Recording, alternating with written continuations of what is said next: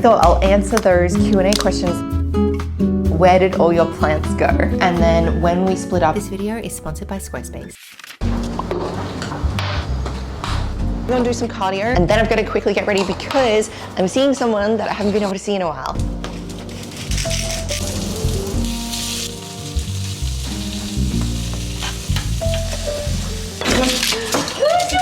Hello! Sorry, I'm still brushing out my hair.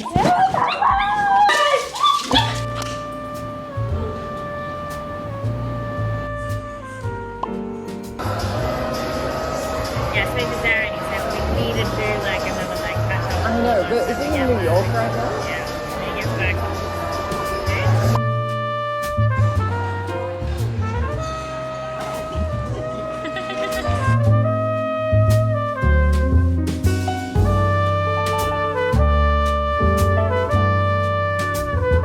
I think I'm gonna get my hair chopped today. Don't mind how it is right now. I feel like normally when it's styled, it does look a little bit better. But there's just so much of it that I think I want to get, I don't know, am I showing that properly? I can't see the screen to see if I'm showing this properly. But there's a lot, it all just finishes in one bunch. My blow dries are taking so long now, like more than an hour to get it from wet to dry. And I think I wanted to have just a little bit more shape. It's sitting really, really like blocky and heavy. Found some inspo pictures on Pinterest. This was one of them. I like how the bangs are a little bit shorter. And then there's more face framing layers around the front as well, just to sort of like feather it out down towards the bottom, because you can see she's got naturally really, really thick hair as well. And if it was the same length the whole way down, it would just look so much thicker. And then there was also this one, which I really liked too. So again, like I've already got bangs, so I might need mine like cropped a little bit shorter.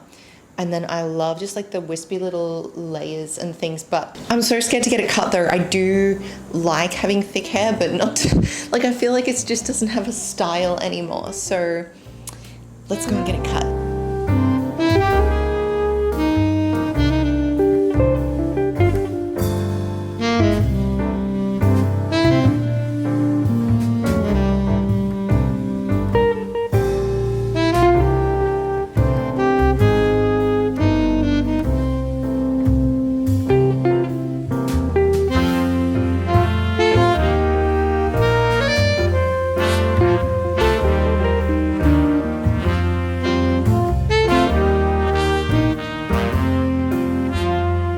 Just overexposed the camera, so hopefully you can see these layers a little bit better, but I am happy that I did it. It does feel a lot lighter already, and so when I go and do the normal like big bouncy blow wave, I think it will look really cool because we'll just have so much more movement through it.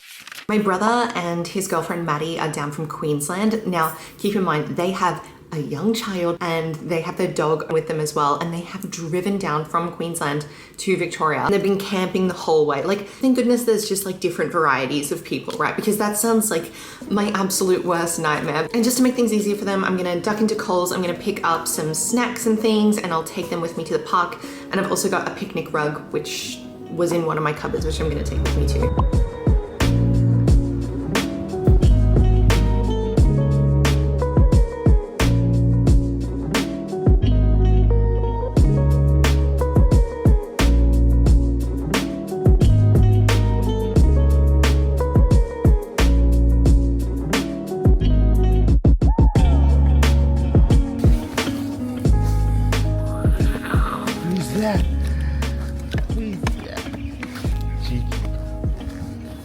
Hey. Hey.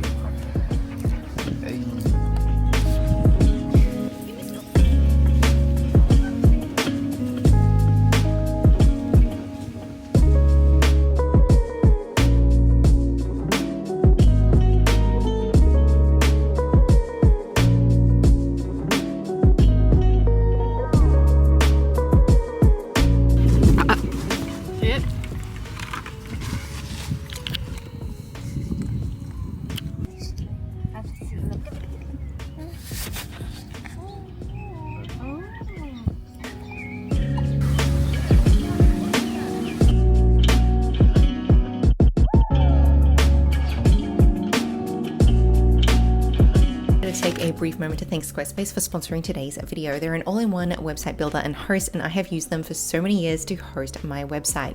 You can use them to set up a blog, an e-commerce store, portfolio, or whatever presence it is that you need on the web. They have these amazing templates that you can jump in, drag, drop, customize to suit your needs and get everything up and running so smoothly. They also have incredible built-in SEO tools and a 24/7 customer support service team that always has your back if you need them to jump in and give you a hand.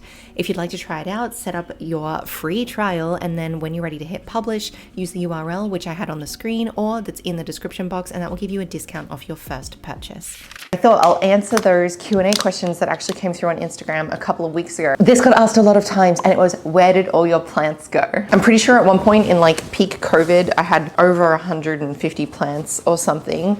I started getting a bunch of them in 2018 when I lived in, not the last place I was in, but the place before with Mitch. And then in 2020, I really had a lot. I found myself using them as a hobby during like lockdown and all of that sort of thing. But as we started to emerge and come out into the real world, like I didn't have the time to maintain that many plants. And it's funny, I was actually having this conversation with one of my clients, Melissa, because the same thing happened to her and she had so many plants, and then she got to the point where it wasn't a fun hobby anymore. It was like an overwhelming hobby. It's not like, you know how I have my Tamagotchis and I can just pick them up and then I can put them down and I can take the batteries out if I don't have time for it. Plants aren't like that. They're just like a constant thing that you need to keep on your mind, or they die and then you have to get rid of them. So if you go back and watch some of my videos over the last like 2 years, you'll notice there's like gradually less and less plants in the background of the video. Whenever people came to visit, I'd be like, take some plants, you know? So like some people from my old gym have a bunch. My old hairdresser, Jade, at the last salon I went to, her and her boyfriend have a bunch. Terrence and Larissa, who used to be my last vlog, they have a heap. And then right before I moved, because I knew how big this place actually was, I had to go, okay, which ones are my absolute favorites that I want to take with me? What do I have like realistically the mental energy and the capacity to take care of, and the space to have them too. I've got a bunch in my office as well that I haven't had a chance to set up yet, like the really big trailing ones. Like their leaves are just wrapped around them at the moment because I've been painting walls and stuff, so I haven't wanted to like clip them onto the walls yet because well, I need to paint the walls, so I can't clip them onto the walls. I don't think I'd ever get back to the point where it was like a full jungle like it was, because honestly, I just don't have the time and the capacity between all my coaching clients and everything that I've got going on. I don't have the mental energy for as many plants as I did. In like 2020, it was such a fun hobby, but I could not dedicate that much time to it now. And then the next hot question that I noticed was, where did your rabbits go? And in case you're new or you didn't know what was going on, so when Mitch and I were living together, obviously I have my 2 dogs. Like I've had Ducky for 8 years and I've had Luca for 7 years. When Mitch and I were living together, we ended up getting a couple of rabbits. And then when we split up, he took the rabbits with him. He loves rabbits so much. Yeah, it wasn't even really a conversation that we had. We both just knew like he would have the rabbits because he loves them. They were his pets. And I'm a little bit allergic to the hay. How long did it take you to build Eat, Run, Lift to where it is now? I started Eat, Run, Lift in 2015. So I already had my first nutrition certificates when I started Eat, Run, Lift. And then when I started it, I still continued to study. So I got my personal training certificates. I did my bachelor, and then I've done like a whole bunch of other like certificates and smaller things alongside it. Answer the question in a roundabout way.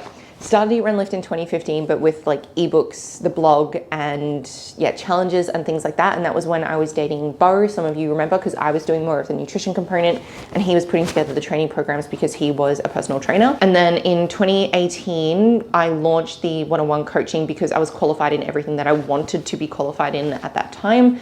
To make sure I could service my clients fully, because I believe that nutrition and training and your mindset, they all belong together. One without the other is, I'm not going to say it's useless, but you're not going to progress as fast as you're going to progress if you do it in a holistic way. Yeah, in 2018, I launched the one-on-one coaching, and to be honest, I get way more satisfaction out of doing the one-on-one coaching than I ever did from doing like ebooks and group programs and that sort of thing, because when you have a hands-off approach like that, and there's a lot of coaches who do that, when you have a hands-off approach like that, to me, I can't see the big changes in people's life. Like, yeah, they can send you a photo and be like, oh, look how much weight I lost or blah, blah, blah. But that doesn't let you get insight into like Have they developed their confidence? Are they feeling better? Have they progressed at work? Is life just better for them? Is their mental health better? Do they have more energy? And in a one-on-one capacity, like I have my one-on-one program, and then I have a small group program where it's a little bit different. You don't get the one-on-one phone calls with me, but I still do all of your coaching myself.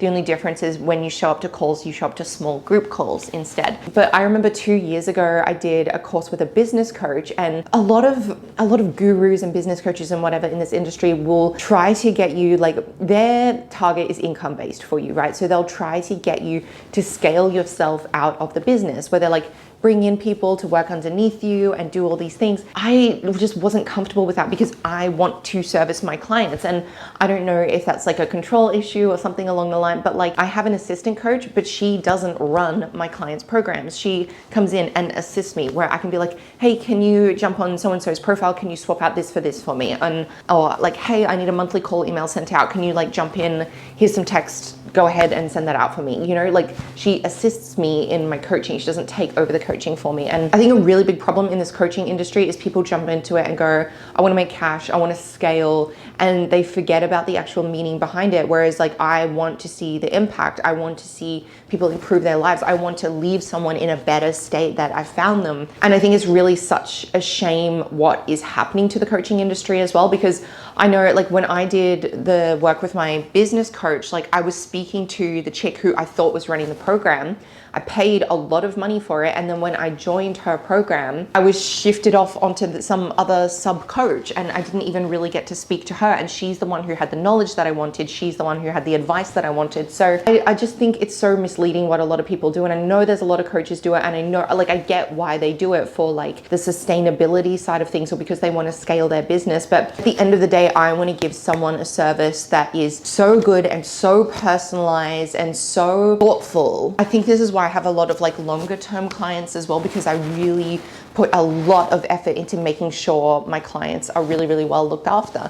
So I feel like I've just gone on like a huge rant here, but yeah, it's taken a while to build it to where it is now, because I'm doing it in a smaller way. How old are you? Okay, the OGs are gonna know this one, but actually next month I turn 32. How crazy. What are the biggest things besides having systems in place?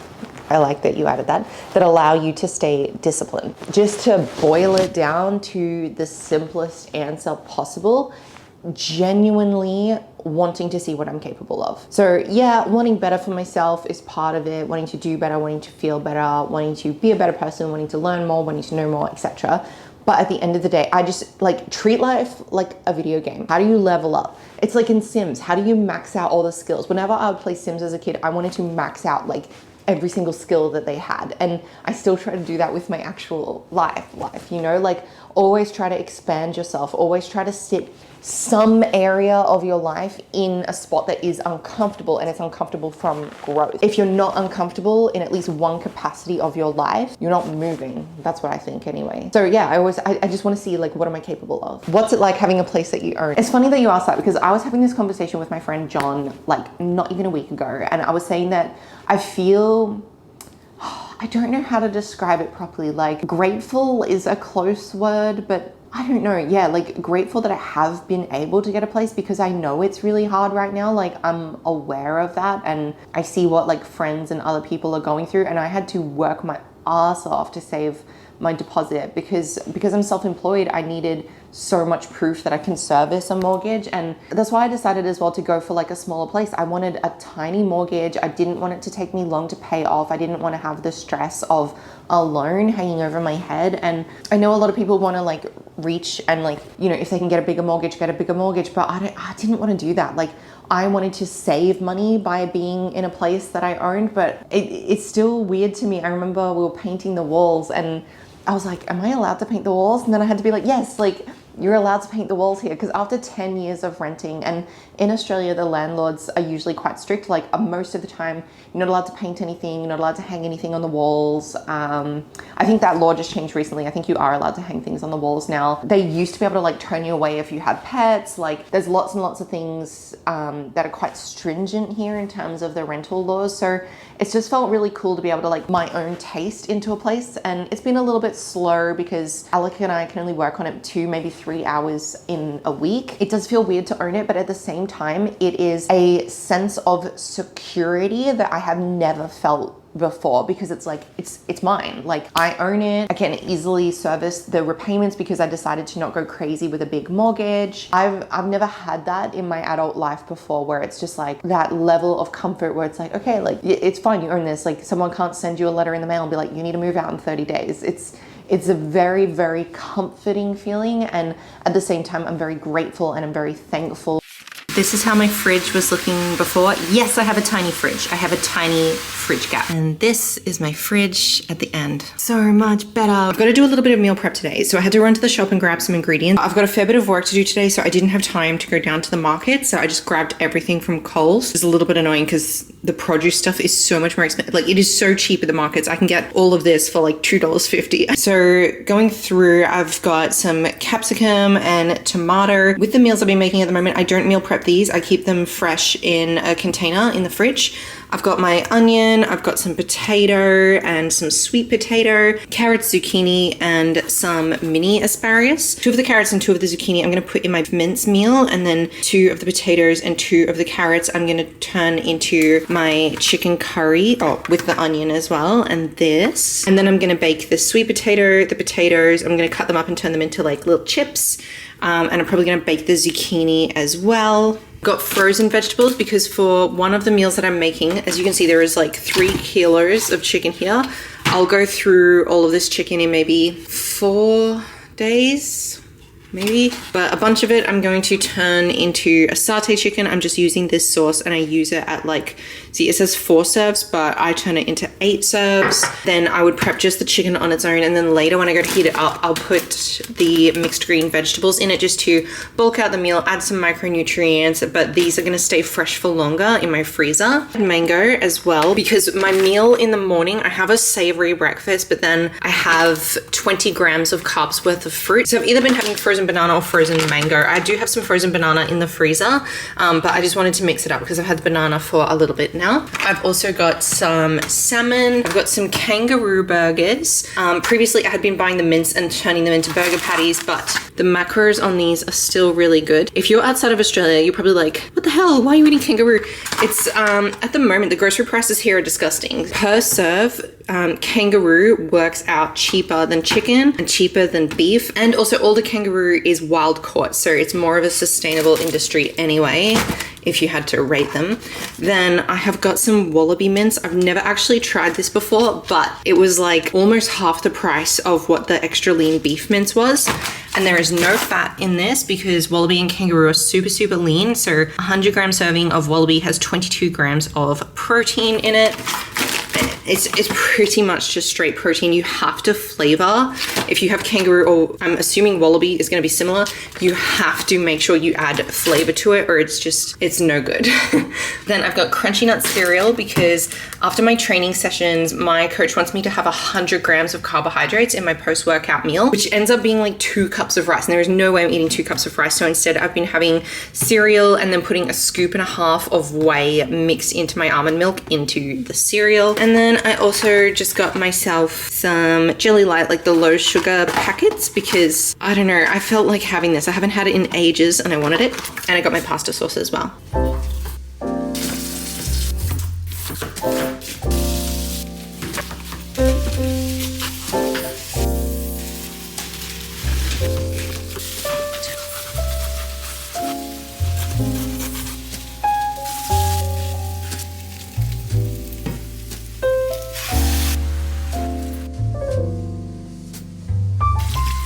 Okay, this, I'll flip it. It looks so much like chocolate that it annoys me. Look at this. I mean, come on. I'm meant to not want to take a bite out of this? I don't understand.